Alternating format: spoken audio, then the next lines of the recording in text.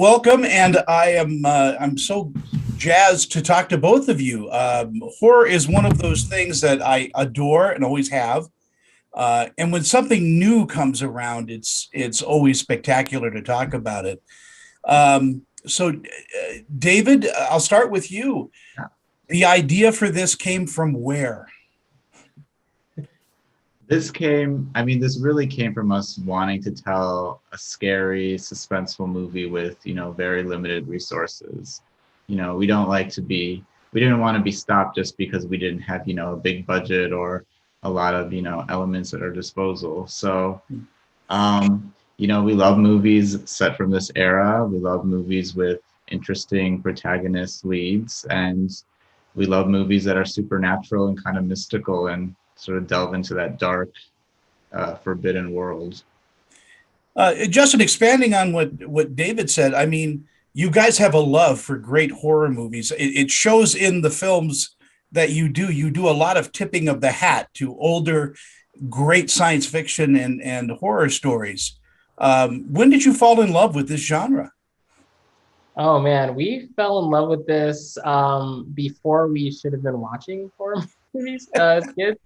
David and I we've both known each other since kindergarten, so we're lifelong friends. And one of the things that we actually bonded over were horror movies. So honestly, kind of as long as I can remember, we've really loved the genre. We grew up really, entrenching ourselves in those kind of classic 80s horror and like 90s horror. So like those are the ones that we really connect with. And I mean, I think it's obvious that love for that era especially shows in this movie. So, David, is it hard to co-direct with somebody? I mean, you guys have known each other, since kindergarten. Is there a shorthand that you guys have developed over the years?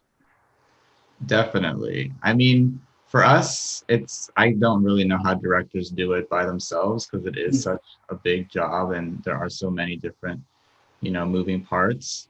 And because, we are lifelong friends, there is that instant shorthand. We're always on the same page. And emotionally, it's just good to have someone that you can lean on when, it's a really tough day and need help getting through it. I want to congratulate you on Boy Behind the Door as well. What a wonderful piece that is. That got picked up by Shudder, and people want to see that. But you've worked with Ezra before, on Boy Behind the Door. What was it like this time, Justin? So this was fun because like technically we shot this before we shot Boy Behind the Door, and we discovered Ezra through the audition process for Boy Behind the Door, and we knew like right then that like we have a find on our hands, and like we were just super excited to work with him, and he like the thing that's cool about this versus Boy Behind the Door is that he really I think has the opportunity to shine and take the center stage here. He is a prominent part of Boy Behind the Door, but that's really more centered on Lonnie's character. And here, Ezra really gets to kind of show that he can carry something this heavy and like huge and deep on his shoulders without saying anything also on top of it. So that was a big difference in the experience. And also we just got to kind of hang out a lot more on set. There were just a lot more interactions between us because, he was really like the main actor we were working with. So it was a lot of fun. David, tell me a little bit about your crew because, we always do talk about the actors, but you kind of have to audition a crew as well. These guys are great. Oh my gosh. Yeah. I feel like we got lucky with, great. All our actors are great. Ezra and everyone else, but like also we have just the most amazing crew. Julian, our DP, we've developed a really good working relationship and friendship with him. He's able to make very little work and make it look beautiful. Gage, who did our makeup. I feel like Jane, like I'm gonna start forgetting people, but also like a lot of people in our crew. We had a really small crew. We only had 12 people on set at a time, so everyone was sort of wearing multiple hats, and there was sometimes a lot of crossover. Basically, like if a job needed to get done, everyone just kind of chipped in and found a way to contribute. And it really made it an interesting and very, very memorable, good experience. As you create a kind of new monster, I will use that word for lack of anything else. Um, it's always hard to kind of make it come to life, but John Erickson does a great job in pulling that part of it off.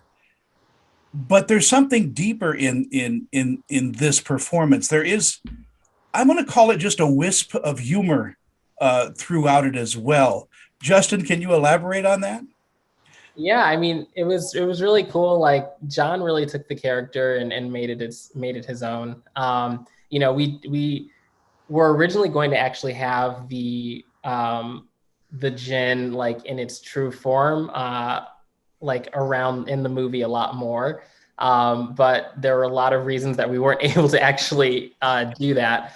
And it was really like fun watching John actually like make his few scenes really, really stand out. I do think they're some of the most impactful ones in the movie. And so it's like, yeah, he had so much fun with the role. It was a lot of fun working with him. And honestly, every iteration of the Djinn, we won't try not to spoil it too much, with all the different iterations of the Djinn were all really fun to work with throughout. But yeah, he was a lot of fun to work with. David, are you going to continue making horror movies? That's the plan. We definitely want to. We have a lot of stories and ideas we're trying to find a way to bring to life. And you guys are always writing, I would imagine. Yeah, that's the great thing is that, because we are such good friends, we're always talking anyway. So why not be productive about it and come up with more? There is this kind of thing. Once you get rolling, it's hard to stop, a train. It's hard to stop this train. Are you considering doing other genres as well, though? Comedy, drama, that sort of thing? Maybe in the future. We do have, I mean, a couple like ideas that are, we've touched base on like at various points in our lives. But really, I do think that the focus for us in the foreseeable future is staying, in the horror thriller space. There's so much within the subgenres, that we still haven't explored, and we love so much of this genre in general, and we want to just get through as much of that as we can. So, in our last moments we have together, and guys, thank you so much for your time. I know it's always a burden to talk to people like me. But Dave, I want to start with you. What do you think audiences are going to pull once they see this movie? What are they going to get out of it?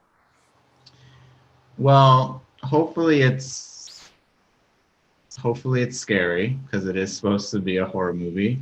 But I mean, I think what Ezra brings to it is he brings a lot of heart and authenticity. So I do hope, people are able to appreciate his amazing performance and, all the truth he brings to that role. Justin, you have the last word.